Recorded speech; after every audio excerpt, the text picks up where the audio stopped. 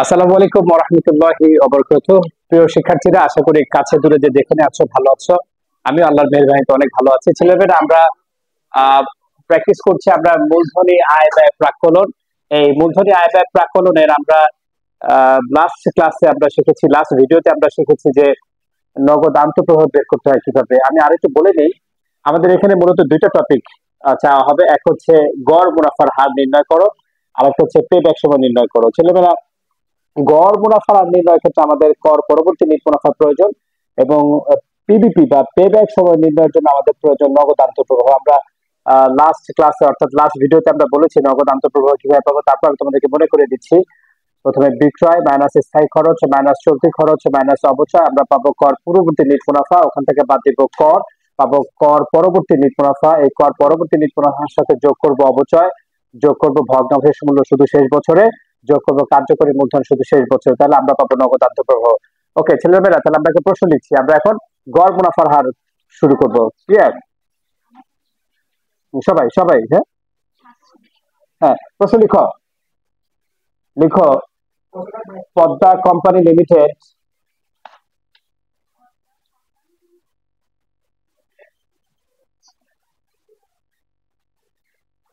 একটি প্রকল্পে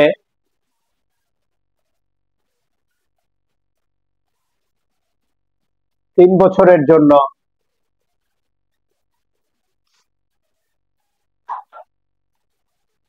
ছেলেমেয়েরা যারা আমার এই ক্লাসগুলো দেখছো, তোমরা কিন্তু শুধুমাত্র ভিডিও দেখলে হবে না, তোমাদেরকে খাতা কলম নিয়ে বসতে হবে, এই প্রশ্নটা লিখতে হবে এবং সমাধান করতে হবে, আর আমাদের সাথে মেলাবে। তাহলে কিন্তু আমাদের এই ক্লাসের যথার্থ মূল্যায়ন হবে। আদার্স তুমি শুধু ভিডিও দেখো, ভিডিও রেখে দাও, তাহলে কিন্তু কাজ হবে না। হ্যাঁ, তোমরা প্রশ্নটা লিখবে।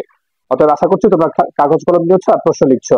পদ্মা কোম্পানি লিমিটেড একটি প্রকল্পে 3 বছরের জন্য 60,000 টাকা বিনিয়োগ করে।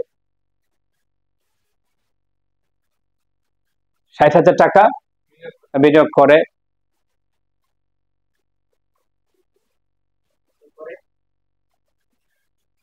তিন বছর বিনিয়োগ করেন। 3 বছরে বিক্রয়ের পরিমাণ যথাক্রমে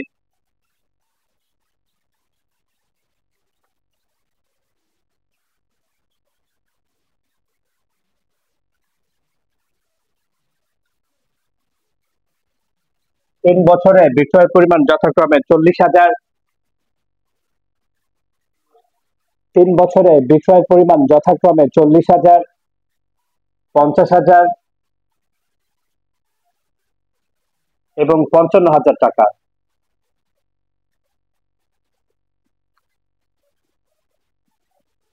কত টাকা? বিক্রয়ে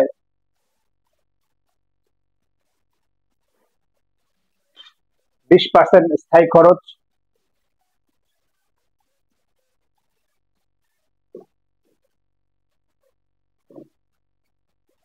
10% চলতি খরচ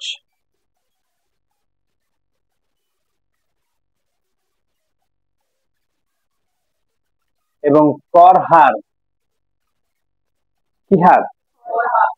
কর হার 30%। কত পার্সেন্ট? ক নম্বর লিখো, অবচয়ের পরিমাণ নির্ণয় করো।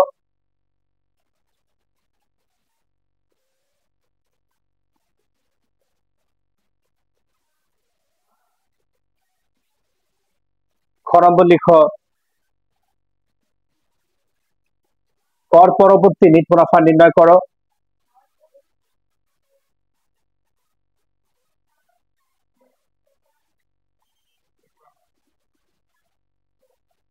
নিট মুনাফা নির্ণয় করো। গ নম্বর লিখো, গড় মুনাফার হার নির্ণয় করো। কি নির্ণয় করছি? গড় মুনাফার হার। ছেলেমেয়েরা, আমি এটা যেহেতু প্রথমবারের মতো করছি, এই জন্য আমি তোমাদেরকে একটু হেল্প করবো, সবাই দেখবে। ছেলেমেয়েরা, আমাদের ক নম্বরে কি চেয়েছে? অবচয়। খুব মনোযোগ দাও, আমার দিকে তাকাও। রেকর্ড হচ্ছে তো? আমার দিকে তাকাও। প্রথমে অবচয় চেয়েছে ক নম্বরে, তাই না? ছেলেমেয়েরা, আমাদের অবচয় ক নম্বরে চাক বা না চাক, আমাদের কর পরবর্তী নিট মুনাফা বের করতে অবচয়ের প্রয়োজন নাকি প্রয়োজন নেই? কারণ আমরা পড়েছি বিক্রয় মাইনাস স্থায়ী খরচ মাইনাস চলতি খরচ মাইনাস, তাহলে অবচয় লাগবে নাকি লাগবে না? লাগবে। তো যেহেতু এখানে কতে চেয়েছি, তার মানে আমরা এই মার্কসটাও পাবো, আবার শিখে ফেলবো। ওকে, লিখো, অবচয় লিখে সমান দাও সবাই।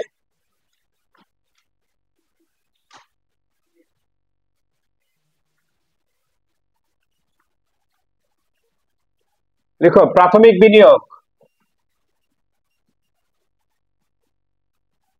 প্রাথমিক মাইনাস ভগ্নাবশেষ মূল্য, মাইনাস ভগ্নাবশেষ, মানে এটাকে আমরা ভগ্ন অবশেষকে সংক্ষেপে বলি ভগ্নাবশেষ মূল্য। বলো প্রাথমিক বিনিয়োগ মাইনাস ভগ্নাবশেষ মূল্য ভাগ আয়ুষ্কাল, ভাগ অবচয় সূত্র। বলো প্রাথমিক বিনিয়োগ মাইনাস ভগ্নাবশেষ মূল্য ভাগ আয়ুষ্কাল, প্রাথমিক বিনিয়োগ মাইনাস ভগ্নাবশেষ মূল্য ভাগ আয়ুষ্কাল। আরেকটা কথা শোনো ছেলেমেয়েরা, এই প্রাথমিক বিনিয়োগ না থেকে বলতে পারতো এই প্রশ্নটা একটু আমাদের বলতে পারতো যে পদ্মা কোম্পানি লিমিটেড ৬০,০০০ টাকা দিয়ে একটি যন্ত্রপাতি ক্রয় করে, কিছু কি ক্রয় করে, ওইটাই প্রাথমিক বিনিয়োগ। এখন তার মানে যে শুধু প্রাথমিক বিনিয়োগে থাকবে তা না, ওরা একটা যন্ত্রপাতি ক্রয় করেছে আর ওই যন্ত্রপাতি থেকে উৎপাদিত পণ্য বিক্রয় করেছে, একই কথা। কি কথা? সবাই কি সব প্রশ্নে কি এরকম লেখা থাকবে যে ৩০,০০০ টাকা বিনিয়োগ করলেন, নাকি লেখা থাকতে পারে আসবাবপত্র ক্রয় করলেন, যন্ত্রপাতি ক্রয় করলেন? ক্লিয়ার? অর্থাৎ কোন হয় ব্যবসা অর্থ বিনিয়োগ করবে অথবা কোনো স্থায়ী সম্পদে বিনিয়োগ করবে। ক্লিয়ার? তা আমাদের অবচয় সূত্র বলো তো, সবার হয়েছে? বলো প্রাথমিক বিনিয়োগ মাইনাস ভাগ প্রাথমিক বিনিয়োগ মাইনাস ভগ্নাবশেষ মূল্য ভাগ আয়ুষ্কাল। বলো বলো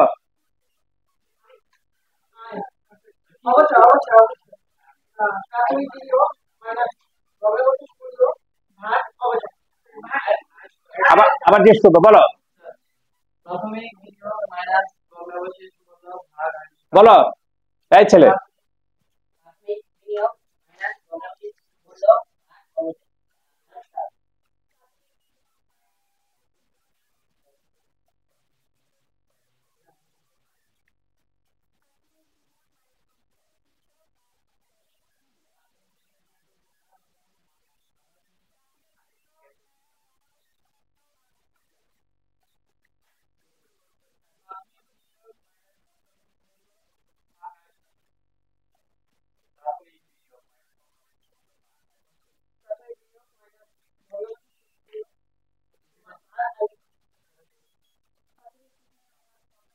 হ্যাঁ হ্যাঁ ভাগ আবার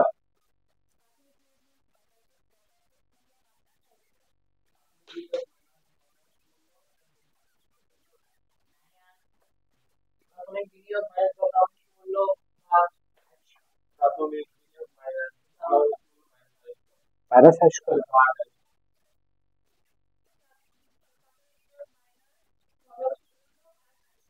এই ছেলে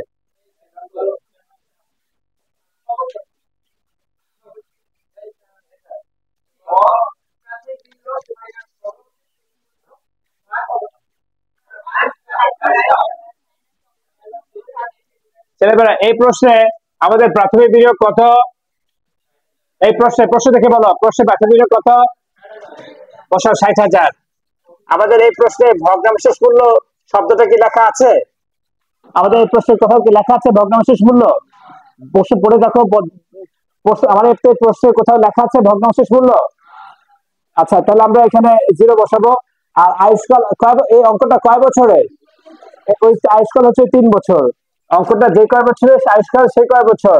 ৬০,০০০-কে ৩ দিয়ে ভাগ দিলে কত হবে? ২০,০০০। হ্যাঁ, প্রশ্ন যদি ভগ্নাবশেষ মূল্য দেওয়া থাকে তখন বাদ দিব, আর যদি ভগ্নাবশেষ দেওয়া না থাকে তাহলে বাদ দিব। আচ্ছা, ভগ্নাবশেষ মূল্য কয়টা নাম থাকতে পারে? আয়ুষ্কাল শেষে ওই সম্পত্তির বিক্রয়যোগ্য মূল্য, আয়ুষ্কাল শেষে ওই সম্পত্তির বিক্রয়যোগ্য মূল্য, আর ভগ্নাবশেষ মূল্য। কি কথা? ক্লিয়ার? আচ্ছা, তাহলে আমাদের অবচয় কত হলো? ২০,০০০। যেহেতু এটা টাকার অ্যামাউন্ট, এই জন্য আমরা লিখবো টাকা। আমাদের ক শেষ। ক নম্বরে কি চেয়েছে? অবচয়। অবচয় সূত্র কি? আরেকবার। আচ্ছা, এবার খতে কি চেয়েছে? কর পরবর্তী নিট মুনাফা এটা আমাদের ছক আকারে করতে হবে। এসো খুব মনোযোগ দাও সবাই। আমরা মূলধনী আয় ব্যয় প্রাক্কলন অধ্যায় অর্থাৎ ষষ্ঠ অধ্যায় করছি, তাই না? এখান থেকে অবশ্যই আমাদের প্রশ্ন থাকবে। দেখো ছেলেমেয়েরা, আমরা ছকটা করছি এভাবে। এই অঙ্কটা কত বছরের? 3 বছরের। এই জন্য আমরা টাকার ঘর 3টা দেব।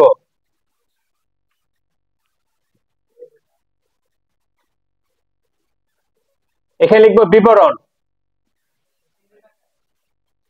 আর বছর, অর্থাৎ এই প্রশ্নে কি সাল লেখা আছে 2011, 12, 13 এরকম সাল লেখা থেকে সালটাই লিখবো। আর এখন যেহেতু কিছু নাই সেহেতু কি লিখবো? প্রথম, দ্বিতীয় আর তৃতীয়। আর এখানে যেহেতু টাকার অ্যামাউন্ট বলবে এই জন্য আমরা ছোট করে টাকা লিখে দিই।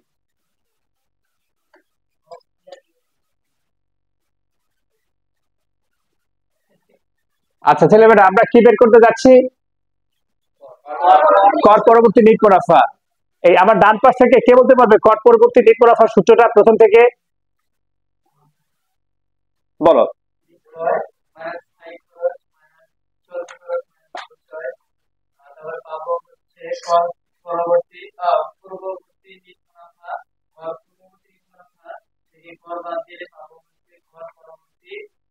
ব্যাস ব্যাস, এ পর্যন্ত। যেহেতু আমরা গড় মুনাফার হার করছি, কি করছি? যেহেতু আমাদের গড় মুনাফার হার চেয়েছে, আমাদের এই পর্যন্ত করলেই চলবে, তাই না? আর যদি নগদ কর পরবর্তী নিট মুনাফা চেয়েছে না, ওই তো কর পরবর্তী নিট মুনাফার পরে তো আবার গড় মুনাফা চেয়েছে না, বলে না কি চেয়েছে? গড় মুনাফা। আর গড় মুনাফা হার করতে তো কর পরবর্তী নিট মুনাফাই লাগে। এই জন্য তো আমরা এই পর্যন্তই করবো, নাকি নাকি নগদ আন্তঃপ্রবাহ বের করবো? এসব প্রথমে লিখবো বিক্রয়। প্রথমে কি লিখবো? বিক্রয়। এই বিক্রয় প্রথম বছর 40,000, দ্বিতীয় বছর, তৃতীয় বছর মাইনাস কি? স্থায়ী খরচ। স্থায়ী কত পার্সেন্ট? এদিকে তাকাও সবাই। এই যে আমরা স্থায়ী খরচ বের করবো, এটাই বিক্রয়ের উপর। কার উপর? এটার উপর কত পার্সেন্ট? এখানে বসাবো এটার উপর 20%, এখানে বসাবো এটার উপর 20%। ক্লিয়ার? সবাই কি বুঝতে পেরেছ? এই পার্সেন্টেজ যত কাজ সব কার উপর? স্থায়ী খরচ এবং চলতি খরচ সব না। স্থায়ী খরচ এবং চলতি খরচ পার্সেন্টেজ গুলো কার উপর হবে? বিক্রয়ের উপর। কার উপর? তাহলে 40,000 20%, 8,000, এটা 10,000,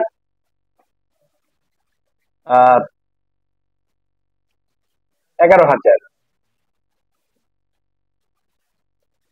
স্থায়ী খরচ। এবার দিচ্ছি প্রথমে স্থায়ী খরচ। বলো, এটা কে বুঝতে পারোনি? বলো। এই যে স্থায়ী, প্রশ্ন পড়ো। না না, প্রশ্ন না, উদ্দীপকটা পড়ো বাবা।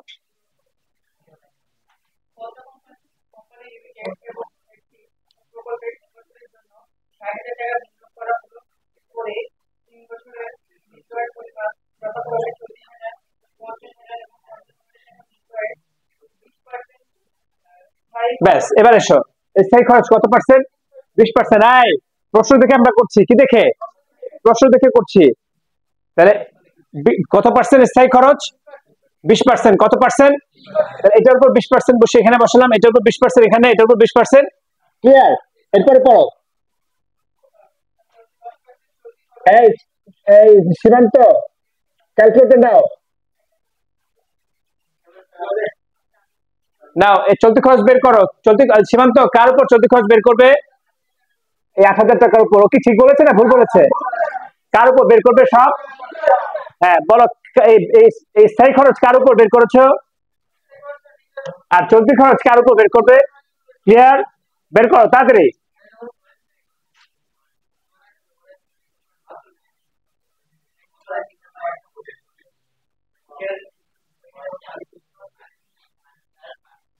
হয়েছে সবার?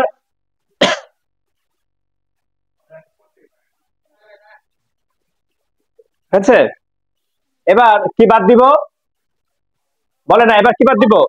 অবচয়। অবচয় আমরা কতে বের করেছি না? আর যদি কতে না চাইতো তাও আমাদের রাফ বের করতে হতো। মাইনাস অবচয়।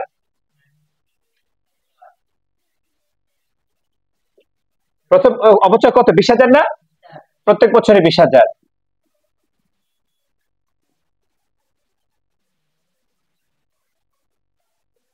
এবার খুব দ্রুত বিয়োগ করো। এই 40,000 থেকে এগুলো সব বিয়োগ করে কত আসছে তাতে বলো আমাকে।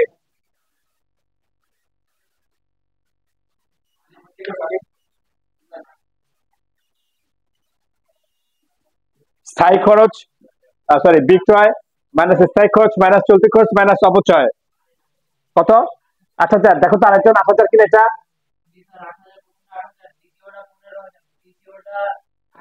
এই দেখো তো দ্বিতীয়টা 15,000, আরেকজন চেক করে দেখো তো দ্বিতীয়টা 15,000, 15,000। তারপর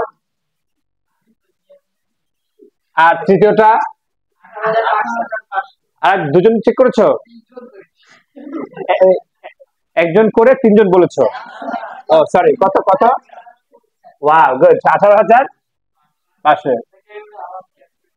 আচ্ছা ঠিক আছে। এবার এসো, এখানে একটা ভুল হবে, ভুল পরীক্ষার হলে খুব সাবধান ছেলেমেয়েরা। এই বিক্রয় থেকে স্থায়ী খরচ চলতি খরচ অবচয় বাদ দিলে কি পাবো? কর পূর্ববর্তী নিট মুনাফা। কি পাবো?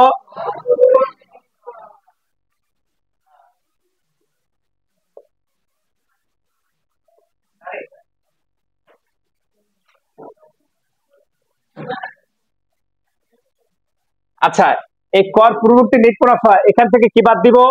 কর। খুব মনোযোগ দিবে এবার ছেলেমেয়েরা। কর কত পার্সেন্ট আমাদের প্রশ্নে? 30%। এদিকে তাকাও, এই পার্সেন্টেজটা, এই করের পার্সেন্টেজটা কিন্তু আমরা খবরদার এই বিকল্প বের করবো না। এটা বের করবো এই যে কর পূর্ববর্তী যে নিট মুনাফা এসেছে সেটার উপর। সাবধান, পার্সেন্টেজ দেখলে কিন্তু আমরা এটার উপর করবো না। তাহলে কর বাদ দিব কার উপর? মুনাফার। বলো, কর বাদ দিব মুনাফার উপর, কর বাদ দিব মুনাফার উপর, কর বাদ দিব। তাহলে বের করো 8,000 টাকা 30%।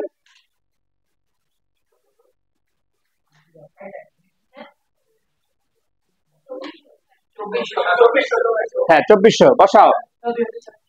হ্যাঁ 2,400 বা 2400। এটা 4,000 আর শেষেরটা 5,550। ফাইনালি আমাদের কি বের হয়ে গেল? যেহেতু আমাদের এতটুকু দরকার এই জন্য জেড টেনে দিচ্ছি। বসাও, বিয়োগ করে আমাকে জানাও কত এসেছে।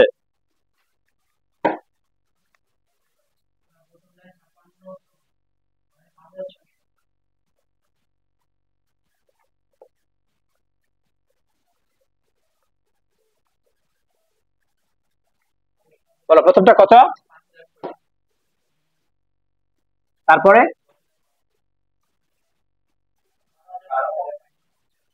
12,000। দাও।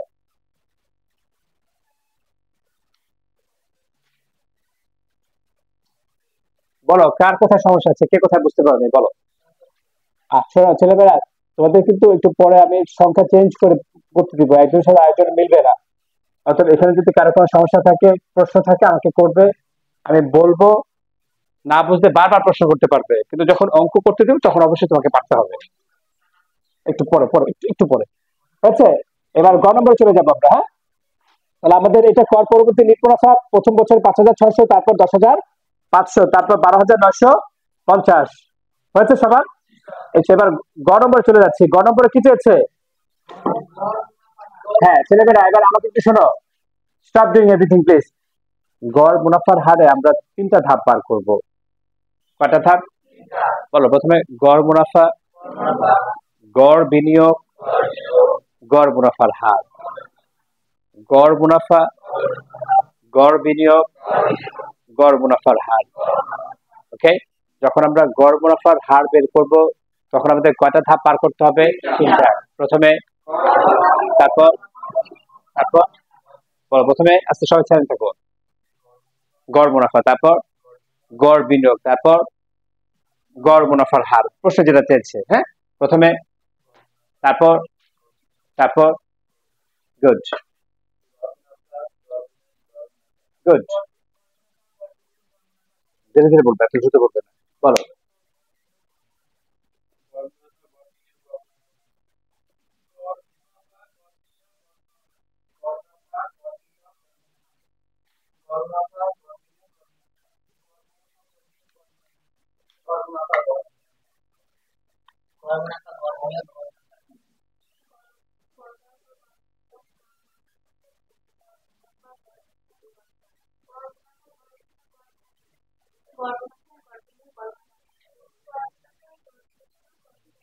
হয়েছে সবার?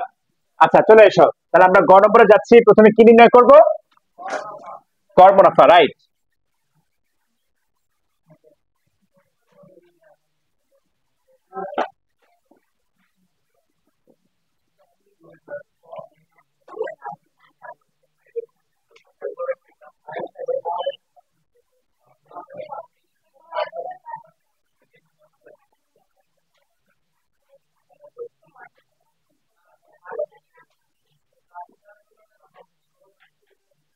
প্রথমে গড় মুনাফা, প্রথমে লেখো। না, শর্ট করবো না আমরা, হ্যাঁ না, লক্ষ্য করো, প্রথমে লিখো গড় মুনাফা। প্রথমে কি লিখবো? আচ্ছা, এদিকে লক্ষ্য করো, অথবা আমরা এখানে লিখতে পারি কর পরবর্তী গড় মুনাফা, একই কথা, কি কথা? ঠিক আছে, আমি গড় মুনাফাই লিখি, হ্যাঁ আমরা গড় মুনাফাই লিখছি। ওকে, এই ছেলেমেয়েরা, আমরা একটু আগে কর পরবর্তী নিট মুনাফা কয় বছরে বের করেছি? প্রথম বছরে কত? কত? 5,600। বুঝতে পেরেছো এই টাকাটা কোনটা? এই টাকাটা কোনটা? কর পরবর্তী নিট মুনাফা। ওকে, দ্বিতীয় বছর, তৃতীয় বছর, আর অঙ্কটা কয় বছরের? তাহলে কততে ভাগ দিব? তোমরা তো জানো গড়ের বিষয়গুলো। তাহলে কত বের হলো?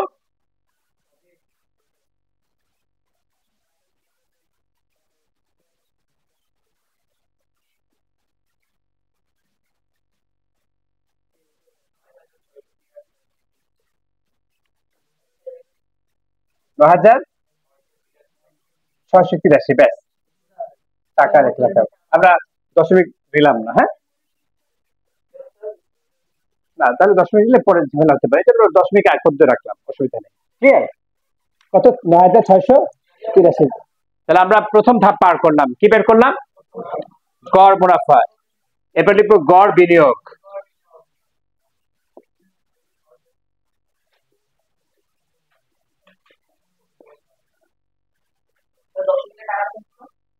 না, দরকার নেই।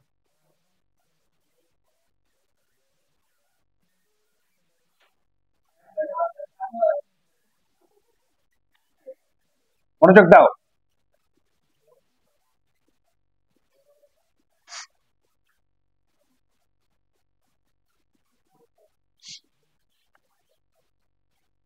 মনোযোগ দাও। গড় বিনিয়োগ কি লিখেছি? বলো, প্রাথমিক বিনিয়োগ যোগ ভগ্নাবশেষ মূল্য ভাগ 2। তুমি কি একটা বিষয় খেয়াল করেছো? ইন্টারেস্টিং একটা বিষয়, এই ভগ্নাবশেষ মূল্য 3 জায়গায় কাজ হয়েছে। কয় জায়গায়? প্রথমে অবচয় বের করতে গিয়ে সব প্রাথমিক বিনিয়োগ মাইনাস, হ্যাঁ প্রাথমিক বিনিয়োগ মাইনাস ভগ্নাবশেষ ভাগ আয়ুষ্কাল, আবার যে সূত্র বের করতে কাজ হয়েছে ওই যে শেষের দিকে গিয়ে। আর এখানে ভগ্নাবশেষ মূল্য, গড় বিনিয়োগে ভগ্নাবশেষ মূল্য কি হয়েছে? বলে না, গড় বিনিয়োগে ভগ্নাবশেষ মূল্য কি হয়েছে?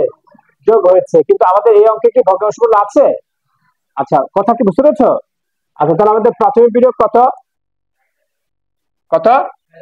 60,000। আর আমাদের ভগ্নাংশ মূল্য নাই, জন্য 0 আর 2 দিয়ে দিলাম।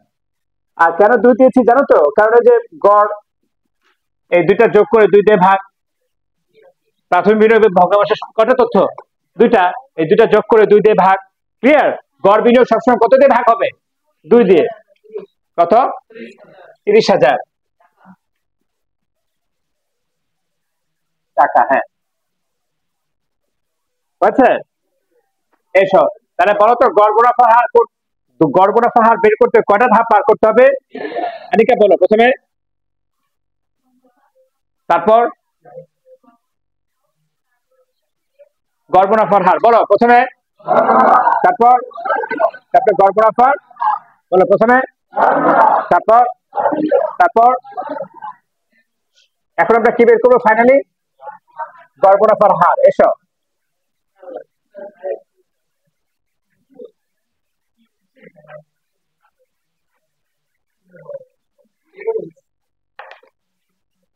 গড় মুনাফার হার লিখো, সমান উপরে লেখো গড় মুনাফা,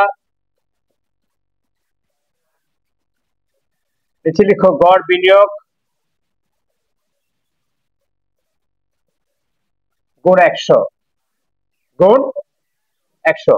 ওই যে আমরা এর আগে যে দুটো তথ্য বের করেছি, তাই না, অ্যামাউন্ট বের করছি, এটা এখানে বসাবো আর করে দেবো। গড় মুনাফা কত এসেছিল আমাদের? হ্যাঁ হ্যাঁ, 9,683।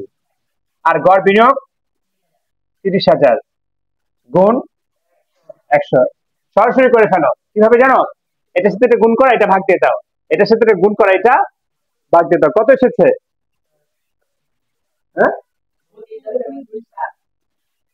32.27, অবশ্যই পার্সেন্টেজ। ঠিক আছে? তো ছেলেমেয়েরা যারা এই ক্লাসটা দেখেছো, তোমরা অবশ্যই তোমরা নিজেরা প্রথমে যে প্রশ্নটা বলেছি সেই প্রশ্নটা লিখবে, তারপর নিজেরা এই ভিডিও পজ করে নিজেরা নিজেরা করার চেষ্টা করবে, না পারলে আবার ভিডিও ছেড়ে দিবে, আর সবশেষে আমাকে অ্যান্সারটা জানিয়ে দিবে। আর ধন্যবাদ সবাইকে। ইনশাল্লাহ তোমাদের সাথে আরো অন্য কোনো ভিডিও দেখা হবে। সে পর্যন্ত সবাই ভালো থেকো। ধন্যবাদ সবাইকে।